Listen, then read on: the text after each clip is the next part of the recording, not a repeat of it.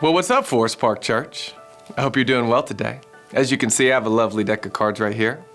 And I would like to perform a magic trick for you. Now, I'm not a magician, but I do know one card trick, and so I want to show it to you. And I hope by the end of it, you'll be in awe and inspired to learn your own magic tricks if you feel led to do so. So what we're going to do is you're not going to pick a card, any card, because I'm going to pick it for you since you're not here.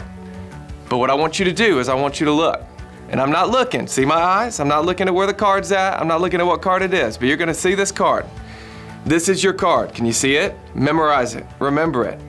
Now what I'm gonna do is I'm gonna show you your card. So we're gonna put it right back here at the top of the deck, and I'm gonna shuffle. I'm gonna shuffle. I'm gonna shuffle. I'm gonna shuffle. Is this your card? Is this your card? No? That's embarrassing. Is this your card? Is this your card? Is this? Well, that's dumb. I guess I messed up. You would think that the 3 of clubs would be in there somewhere, right? That it would be somewhere in your deck.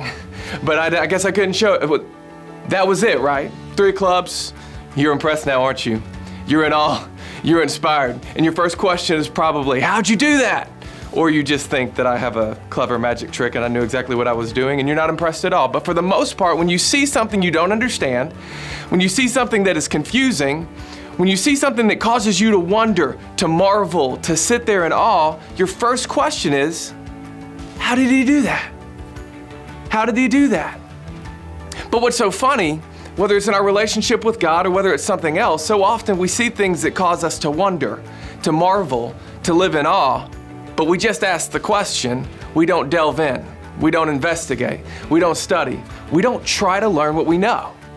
It's interesting to me that the main question that comes to our minds is often disconnected from our next action step.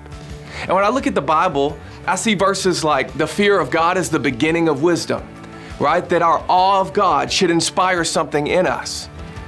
That our awe of God should inspire some sort of action. And if nothing else, we should at least ask of Him.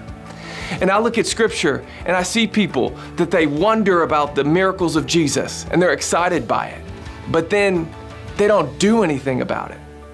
Jesus tells parables, right? He tells parables that are awe-inspiring, but people don't fully understand it. And it's rare that people even delve in to ask him the question and investigate. They think, how did he do that? What does he mean?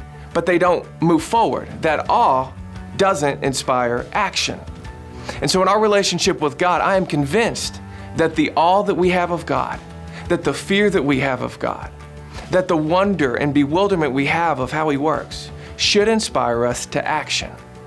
And so in Matthew chapter 13, and I've got a text right here for you, He teaches a parable, the parable of the sower. You may have heard of it. And He tells the people, but they don't fully understand what He means. And His disciples ask Him a question. They say, why do you speak to them in parables? And Jesus explains and He quotes Isaiah. And here's what He says that Isaiah says, you will keep on hearing, but will not understand. You will keep on seeing, but will not perceive. For the heart of this people has become dull. With their ears they scarcely hear, and they have closed their eyes. Otherwise they would turn to me, and I would hear them. I would heal them. Their awe doesn't inspire action. It doesn't inspire them to turn to Jesus. But the disciples asked. They turned to Him. And you know what He did? He explained to them the parable. He explained to them more about who He was. He answered their question. And so there are so many of you that you've seen God do something, or you read the Bible where you see God do tons of things, and you're in awe. You're inspired, but you haven't been inspired to action. I want to encourage you to listen to what Jesus says. Turn to Him, and He will heal you. You want to know how He did it? Ask. You want to know how He does it? Act.